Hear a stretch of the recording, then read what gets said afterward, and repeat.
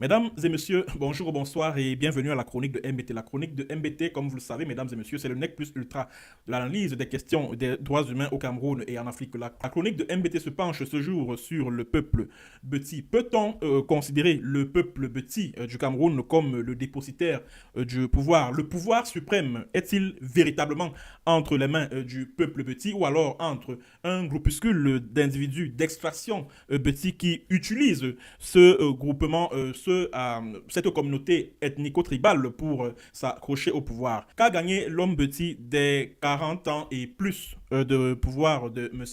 Paul Biya? C'est le fil d'Ariane de cette chronique de MBT qui s'invite chez vous, chez nous, mesdames et messieurs. Alors, mon très cher frère Betty, ma très chère sœur Betty, je m'adresse à toi en tant que ton frère parce que je puis me considérer comme étant Betty de par les origines de ma mère. Parce que, comme on dit souvent chez mes oncles, donc, ma maman est de Nkole Luga, par ça, dans la Liquier. Donc, c'est une digne femme Mangissa.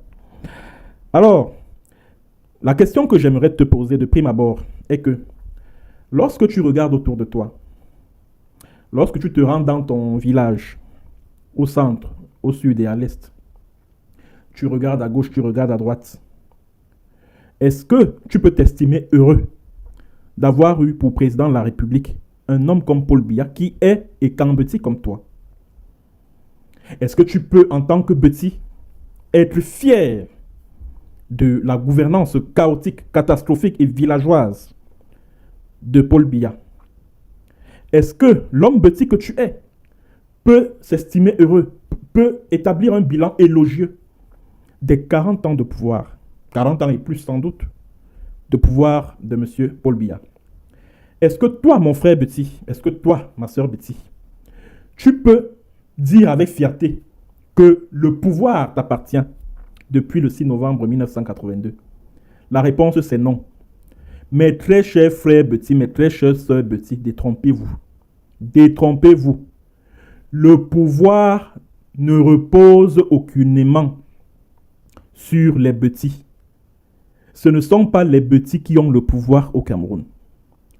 Ce sont les Essingans qui ont le pouvoir au Cameroun. C'est-à-dire qu'un groupuscule d'individus qui s'accrochent sur la tribu pour s'éterniser au pouvoir, pour confisquer l'appareil de l'État ad vitam aeternam. Et cette situation dure et perdure depuis le 6 avril 1984. Oui, et c'est le lieu de le dire, c'est le club des Essingans, comme je l'ai dit tout récemment sur cette chaîne, qui a monté l'affaire du coup d'État manqué du 6 avril 1984 pour se débarrasser de ceux qui ont servi à Idjo et qui étaient majoritairement originaires de la partie septentrionale du pays. Ce sont les Essingans qui ont manœuvré, ont monté cette histoire afin qu'elle serve de prétexte pour lancer une opération d'épuration de tous les officiers, sous-officiers et hommes du rang qui ont servi l'ancien régime, le régime d'Aïdjo, et qui, comme ce dernier, étaient originaires du Grand Nord. Ce sont donc ces élites pouvoiristes inutiles Betty-là. Ce sont donc ces membres du club Essingan qui ont le pouvoir. Ce ne sont pas les Betty qui ont le pouvoir. Je suis désolé. Au contraire, Paul Biya et son club Essingan n'ont fait qu'exploiter les Betty, n'ont fait qu'utiliser l'homme Betty pour protéger leur pouvoir. Souvenez-vous, mesdames et messieurs, qu'en 1990, lors des années de Braise, le pouvoir Biya, le pouvoir Essingan, était en train de vaciller du fait des revendications tournant autour de la libéralisation de l'espace politique au Cameroun. Pour qu'à jamais le pouvoir ne les lâche, pour que jamais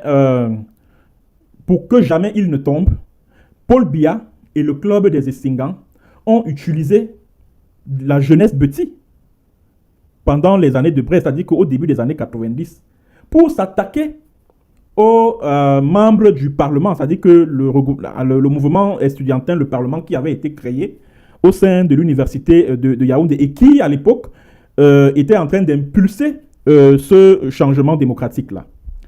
Alors, c'est donc la jeunesse Betty qui a été utilisée à travers des regroupements tels que Nkulunam, les cafés, etc., etc., pour lancer une chasse aux membres du Parlement qui étaient en train de formuler des revendications au campus de l'université de Ngouaikele. La jeunesse Betty a donc été utilisée à cet effet. Et en retour, qu'est-ce que cette jeunesse a eu?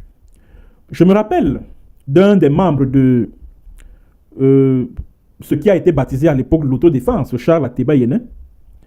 Je demande pardon pour son âme. Charles Ateba Yene, c'était une figure très respectée dans le landerneau politique camerounais, c'est vrai. Nul n'oubliera que Charles Ateba Yene a été l'un des membres de l'autodéfense créé par le club Essingang à l'époque pour contenir les revendications des étudiants, membres du Parlement.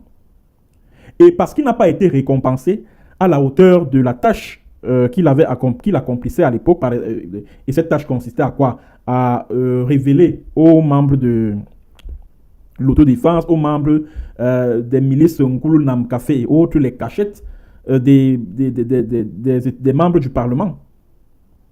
C'était ça le rôle de Charles Ateba Yene, jouer le rôle d'indic pour le compte des milices Nkulu Namkafé, etc., qui avaient été créés à l'époque par les membres du club Essingang, dont un certain Jean Messi, qui à l'époque était un haut cadre de l'université de Yaoundé. Alors, Charles Ateba Yene a fini donc écrit. Il s'est mis à critiquer le pouvoir en place, à s'attaquer frontalement aux membres du club Essingang, et ces derniers ont fini par le faire assassiner le 21 février 2014. Bon, après les années de braise, c'est-à-dire qu'après les années 1990, il y a eu toujours dans le cadre des revendications estudiantines l'Association de défense des droits des étudiants du Cameroun, qui en 2004 a lancé un vaste mouvement de grève au sein de toutes les universités du Cameroun. Et à l'époque, en 2004-2005, il existait 6 universités d'État. Alors, pour casser la grève des étudiants, le pouvoir Biya, les membres du club Essingang, ont utilisé la jeunesse estudiantine Betty pour casser le mouvement de grève, pour détruire la DEC. Et en retour, qu'est-ce que cette jeunesse a eu? Rien du tout. C'est vrai qu'il y en a qui ont été promus. D'aucuns ont eu à obtenir des emplois dans la fonction publique, etc., etc. Mais nous savons tous ce que c'est que la fonction publique au Cameroun. Ça ne représente absolument rien du tout. Alors, comment la grève des étudiants de 2004 et 2005 a été désamorcée? C'est Jacques Famin Ndongo qui, dépassé par les événements, décide de contacter Jean Messi. Alors, il demande donc conseil à Jean. Jean Messi était un ancien recteur de l'université de Yaoundé, parce que l'université de Yaoundé, après tout ce qu'il y a eu comme grève au sein du campus, le gouvernement camerounais a entrepris un certain nombre de réformes et d'autres universités ont été créées, notamment à Douala, à Boya, à Ngaoundéré, je crois, à Soa aussi, Yaoundé 2. Alors, Jacques Famin Ndongo s'en ouvre donc à Jean Messi, qui était recteur de l'université de Yaoundé avant la création des autres universités. Il lui demande mais comment toi tu as fait pour casser la grève des étudiants là, en 90? Jean Messi lui a dit, écoute, crée un mouvement constitué des nôtres, constitué de jeunes petits là, au sein même de l'association de défense des étudiants du Cameroun, et puis le tour est joué. Voilà pourquoi, pour ceux qui se souviennent à l'époque, vous avez vu naître au sein de la DEC un mouvement appelé le PRODEF, où c'est quoi, des étudiants de la forêt, etc. Et la plupart des membres du PRODEF là, c'était des jeunes petits. La plupart, c'était des jeunes petits. Donc, en fait, c'est juste pour vous montrer, c'est juste pour vous démontrer à quel point, chaque fois que le pouvoir est singangais dos au mur, c'est toujours la jeunesse Betty que ces membres du club Essingang instrumentalisent pour stabiliser leur pouvoir. C'est de ça qu'il s'agit. Mais en retour, que gagnent ces jeunes que les membres du club Essingang utilisent pour consolider leur pouvoir? Rien du tout. Rien. Ces jeunes petits ne gagnent absolument rien. Il y en a aujourd'hui qui sont complètement aigris, qui sont complètement à carreau aujourd'hui. Que gagne la jeunesse petite? Que gagnent les petits en général? du pouvoir Essinga? Rien du tout. Absolument rien. Pourtant, nous tous, nous savons que c'est, sur le plan géographique, c'est le peuple Beti qui aide Paul Biya à remporter la présidentielle, les élections présidentielles depuis 1992. Pour que Paul Biya continue à trôner à la tête du Cameroun, à la tête de l'État du Cameroun, il s'appuie sur le peuple petit, c'est-à-dire que les populations du centre, du sud et de l'est. Les régions du centre, du sud et de l'est hébergent le vivier électoral par excellence de Paul Biya. Mais en retour, qu'est-ce que cette population Beti a eu? Rien. Absolument rien.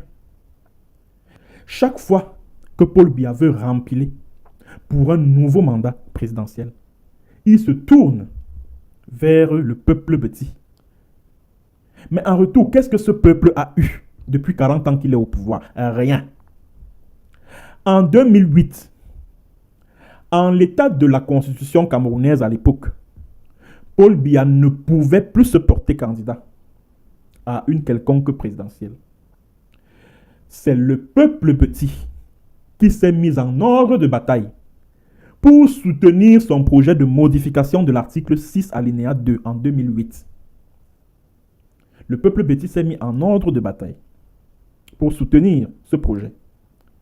La constitution a été modifiée et le boulevard s'est ouvert pour Paul Biya de se représenter autant de fois que possible à une élection présidentielle. En retour et avec le recul, qu'est-ce que le peuple petit a gagné? Qu'est-ce qu'il a récolté? Rien. Absolument rien. Il y a eu des élections en 2011. En 2018, vous vous souvenez de tout ce qui s'est passé et de tout ce qui continue de se passer.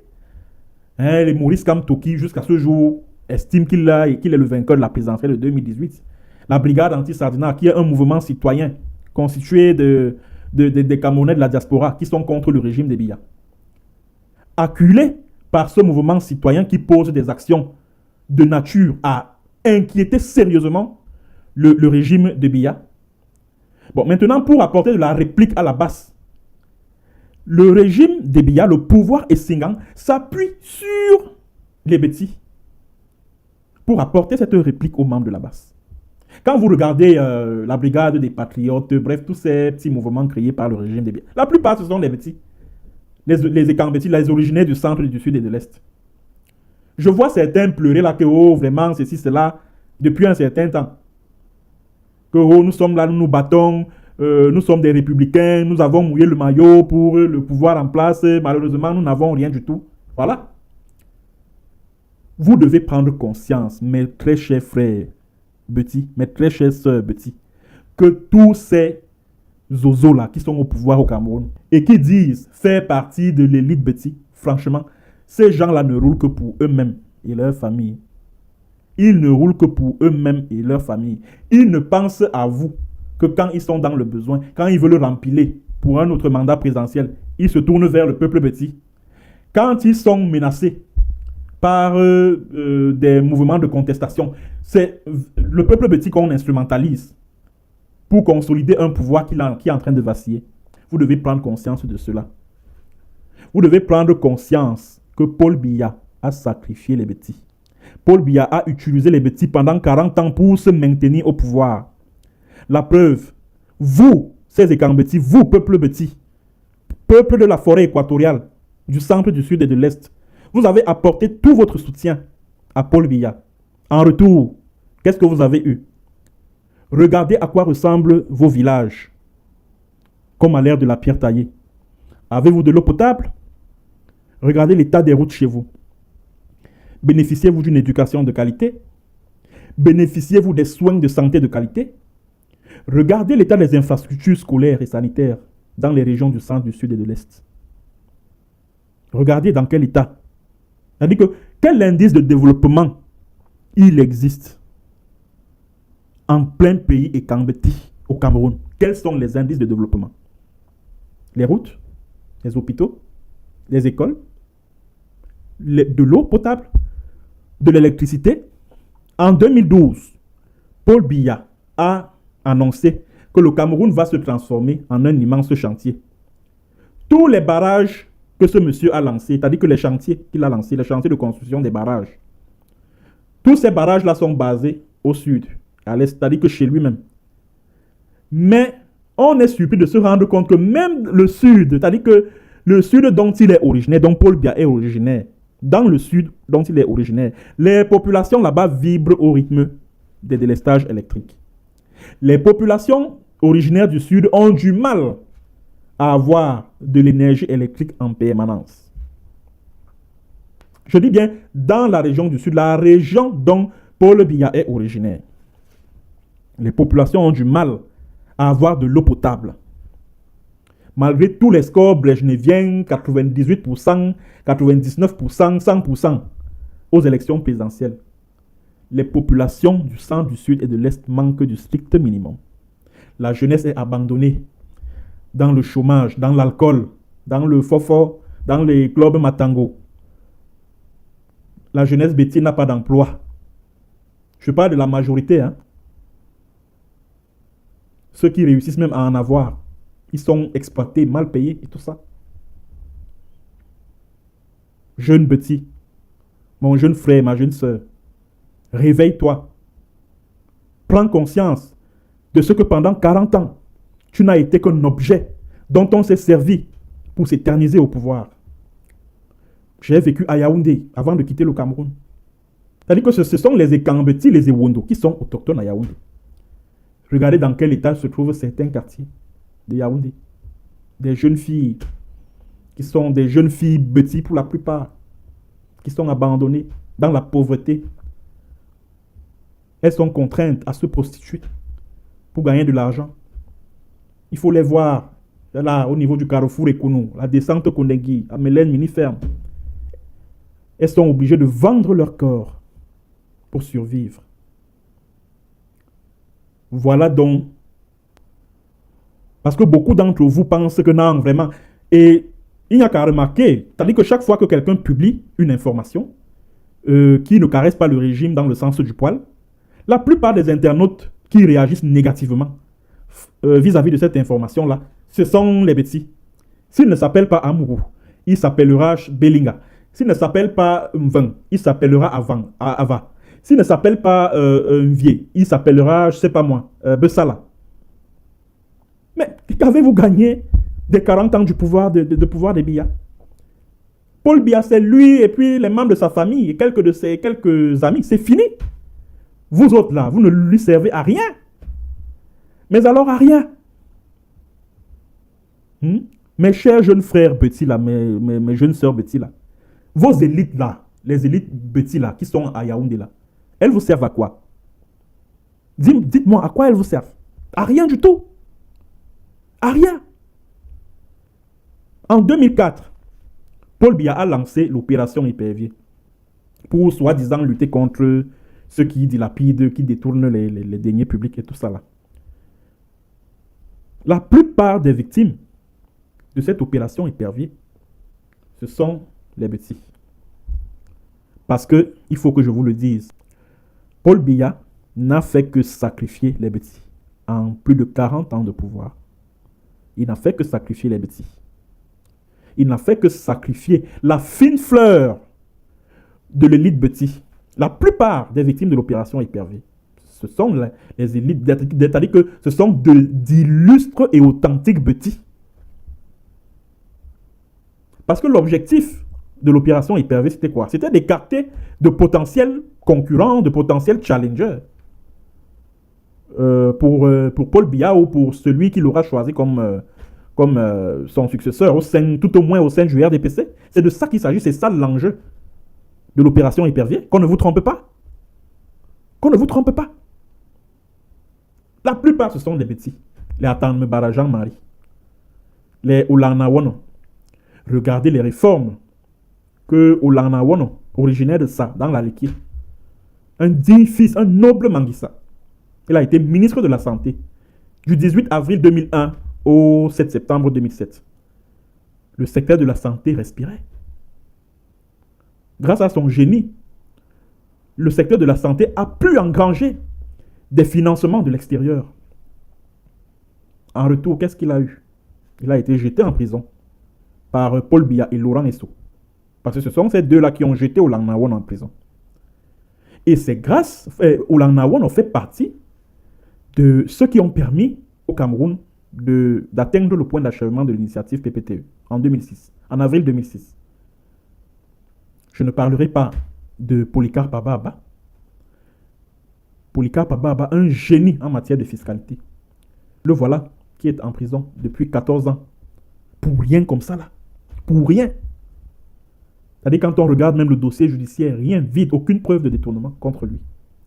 Pourtant, Ababa a aidé ses frères.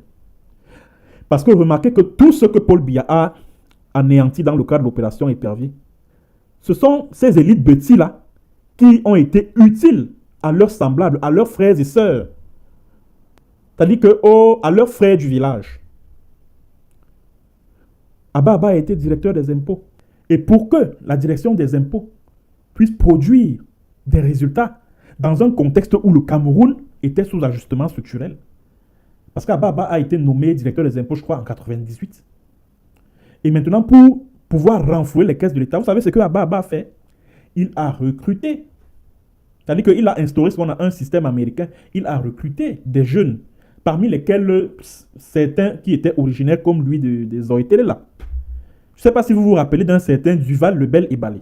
Il a été animateur radio à Yaoundé là. Bon, il présentait une émission très célèbre à une certaine époque, le tribunal, etc.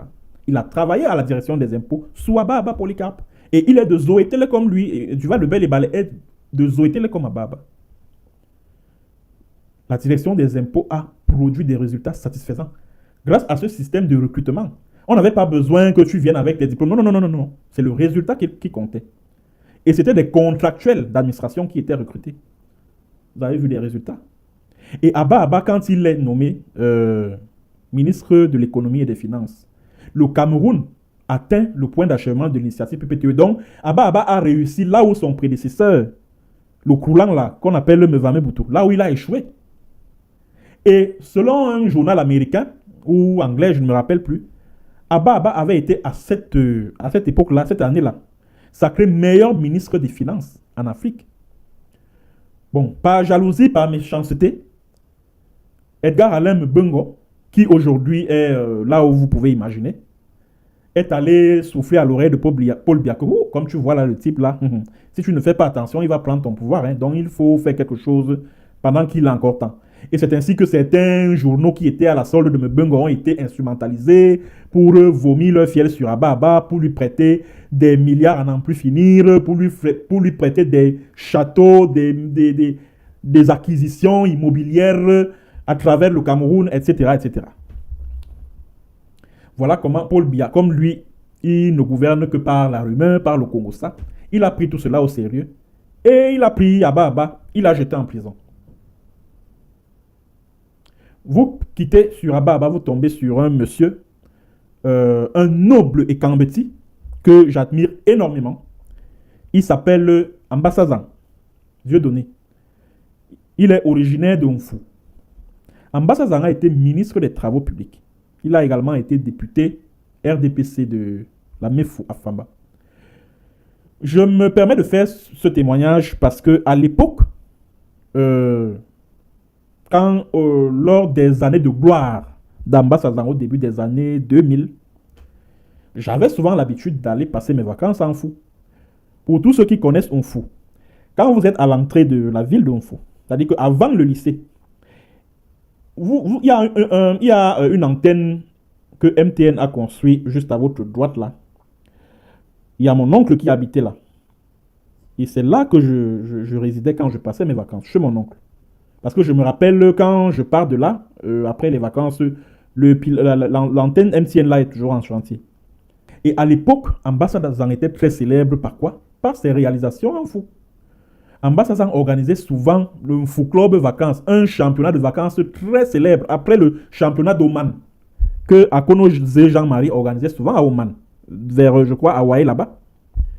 Vous voyez, voilà des nobles et Kambeti, les Ambassa, les Akono Jean-Marie, qui faisaient bouger le Cameroun, à une certaine époque, qui donnait de l'espoir à la jeunesse Betty. Qu'est-ce que Paul Biya a fait? Il a contraint Dieudonné Ambassa en exil en France et il a jeté Jean-Marie Akono-Zea en prison. Parce que pour Paul Biya et son club et Singan, il n'y a que leur étoile qui doit briller. Il n'y a que l'étoile de Paul Biya qui doit briller. Aucune autre étoile de personne d'autre ne doit briller. C'est ça le principe au sein de ce système, au sein de ce régime. C'est de ça qu'il s'agit. Il a pris Jean-Marie Akono-Zea, il a trimballé devant les prud'hommes, devant les tribunaux. Il a condamné à, je ne sais pas moi, 18 ans ou combien d'années de prison. Mendozé, regardez dans quelles circonstances Mendozé est mort. Un homme de culture. Regardez vous-même, chers jeunes, chers peuple petit. Regardez, avec tous les services, entre guillemets, qu'il a rendus à Biya. Mendozé était un des Kambeti, soit dit en passant. Regardez les services qu'il a rendus à Paul Biya. Et regardez dans quelles conditions il a rendu l'année dernière. C'était le 9 avril 2021, plus précisément. Ça doit vous servir de leçon, chers frères et sœurs Betty, que Paul Biya se sert de vous pour s'accrocher au pouvoir, lui et les membres de sa famille. Paul Biya se sert de vous pour régner sur le Cameroun ad vitam aeternam. Et parlant de sa famille, voilà Franck Biya, que je vois certains s'agiter là-haut, mouvement des franquistes, oh, ceci, cela. Et là-dedans, vous trouvez les mêmes jeunes Ekambeti qui veulent propulser Franck Biya, un voyou comme celui-là, un narcotrafiquant. Ils veulent le propulser à la tête de l'État du Cameroun. Chers jeunes frères et sœurs Betty, Franck Biya et ses sociétés exploitent du bois. Ils extraient du bois de la forêt des Ekambeti. Est-ce qu'il a déjà construit ne serait-ce qu'un point d'eau dans un de vos villages? Dans un village proche du lieu où il exploite du bois? Est-ce qu'il a déjà construit un hôpital, une école? Qu'est-ce que Franck Biya a déjà posé comme acte vis-à-vis de la jeunesse Betty? Lui-même, il est un jeune Betty. Qu'a-t-il fait pour les Betty? Aujourd'hui, je vois certains s'agiter là pour dire, ouais, mouvement des franquistes, ah, machin, Franck Biya, ouais, machin. Après Biya, ça sera Biya, et tout ça là. Qu'est-ce que Franck Biya a fait pour la jeunesse Betty? Rien. Et vous êtes toujours là autour de lui, et ceci, cela.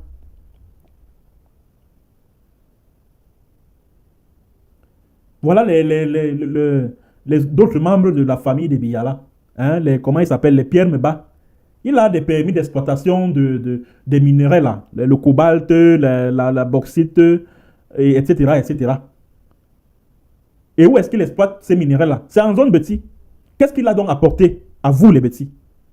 Que ce soit lui, que ce soit Bonivan, qui est le neveu de Paul Biya. Lui aussi, il est dans ces histoires d'exploitation de l'or et des pierres précieuses là. Qu'est-ce qu'il a fait pour la jeunesse Betty? Rien. Et vous êtes là, vous dites non, vraiment, le pouvoir nous appartient. Ah, nous sommes les peuples de la forêt, ceci, cela. Oh, après Biya, ça sera Biya. Vous allez gagner quoi? Le fait de dire que après Biya, ça sera Biya, ça va vous apporter quoi? Ça va vous apporter de l'eau potable, ça va vous apporter des infrastructures routières de qualité, ça va vous apporter des hôpitaux, ça va vous apporter des écoles dans vos villages et dans les localités où vous vivez. Jeunesse Betty, ouvre les yeux. Jeunesse Betty, ouvre les yeux. Si en ce moment, ces membres du club et Singan sont en train de vouloir sacrifier Jean-Pierre Amourou Belinga, on peut tout reprocher à Jean-Pierre Amourou Belinga. On peut questionner l'origine de sa fortune. Mais il y a lieu de reconnaître quand même qu'il a aidé la jeunesse Betty. Il a aidé la jeunesse Betty et il aide même toujours la jeunesse Betty. C'est quelqu'un qui a quand même le cœur sur la main. Il faut le reconnaître. Mais même comme à l'époque, les Essingansons l'ont utilisé pour abattre certaines élites, certaines dignes et nobles élites Betty qui sont aujourd'hui en prison. C'est de ça qu'il s'agit. Il ne faut pas qu'il oublie, Amourou Belinga, que les membres du club des Essingans qui ont pris la République en otage, qui ont confisqué l'appareil de l'État et qui ont même pris Paul Biya en otage, se sont servis de lui hier pour abattre leurs adversaires politiques, dont la plupart se trouvent aujourd'hui en prison. Alors qu'ils subissent le même sort aujourd'hui n'est pas surprenant, parce que la logique du club des Essingans, la logique de Paul Biya, voudrait que ne brille que l'étoile de ce dernier. Point à la ligne. Lorsque vous voulez montrer que vous êtes très proche de la population, que vous êtes très généreux envers elle, que vous faites preuve d'une sollicitude quelconque à son égard, vous devenez un ennemi des Essingans. Et ils vont vous écraser. Ils vont vous écraser. Et c'est ce qui est en train d'arriver à Jean-Pierre Amour-Bellinga en ce moment. C'est de ça qu'il s'agit. Bon, pour terminer cette chronique, mesdames et messieurs, pour terminer cette chronique, j'invite mes frères et sœurs écans. J'invite mes frères et sœurs écans à barrer la route à la transmission du pouvoir de gré à gré. C'est-à-dire que ce soit Franck Biya ou alors Ngongo ou je ne sais trop qui sera promu par les membres de ce clan pouvoiriste, ethnico, extrémiste et Singan et Kambeti là. Refusez, dites non à cela. Parce que vous tous, autant que vous êtes, tout comme d'autres jeunes, qu'ils soient Sawa, Bassa, Bamileke, nordistes, etc. Nous tous, nous sommes dans un bateau appelé Cameroun. Et ce bateau est en train de tanguer sur une mer agitée. Et si ce bateau coule, nous tous, nous allons couler ensemble. Nous tous. Que Paul Biya soit au pouvoir, c'est-à-dire que l'un des vôtres soit au pouvoir, ou pas, nous tous là, nous ressentons les mêmes affres de sa gouvernance.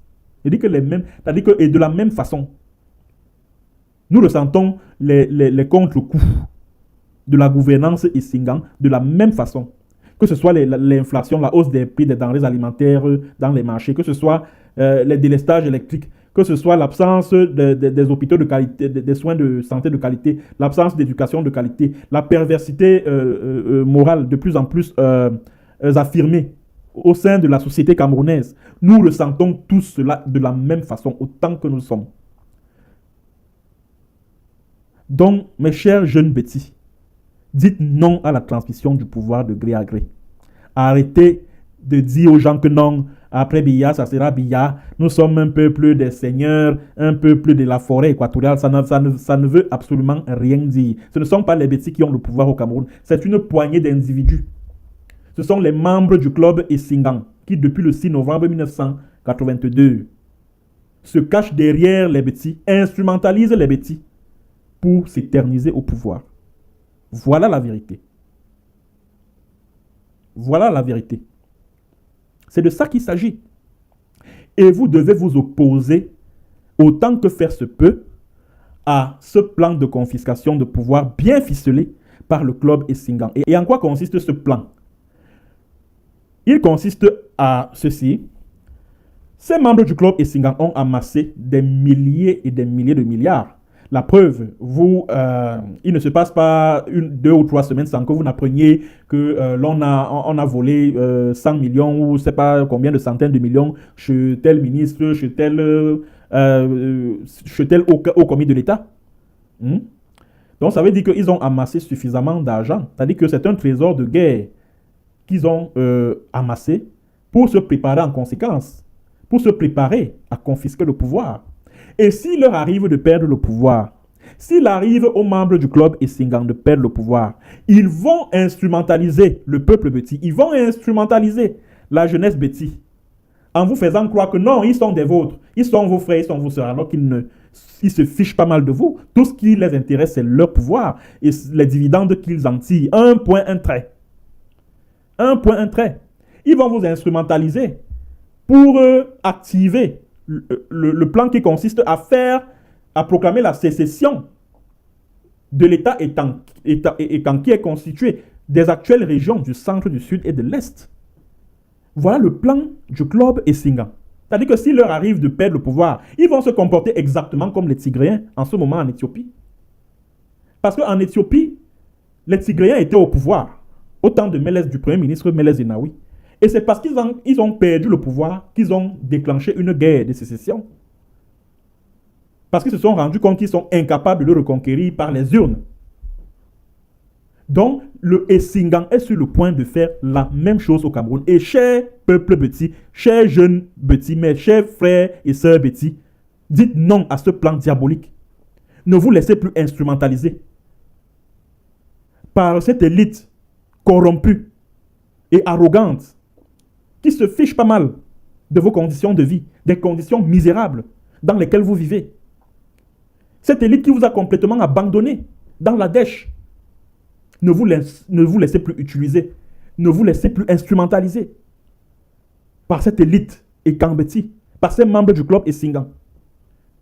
Parce que c'est le plan qu'ils ont prévu pour se maintenir au pouvoir ou pour continuer à conserver leurs privilèges, parce que l'objectif de ce plan de sécession ou alors ce plan de mise en place d'une fédération ECAN, parce que quand vous entendez parler fédération ECAN, c'est parce que c'est-à-dire qu'ils sont en train de se préparer à faire chanter les nouvelles autorités au cas où il leur arrivait de perdre le pouvoir. Voilà pourquoi vous voyez souvent sur les réseaux sociaux certains cyberactivistes proches de Essingan promouvoir la fédération ECAN. C'est de ça qu'il s'agit.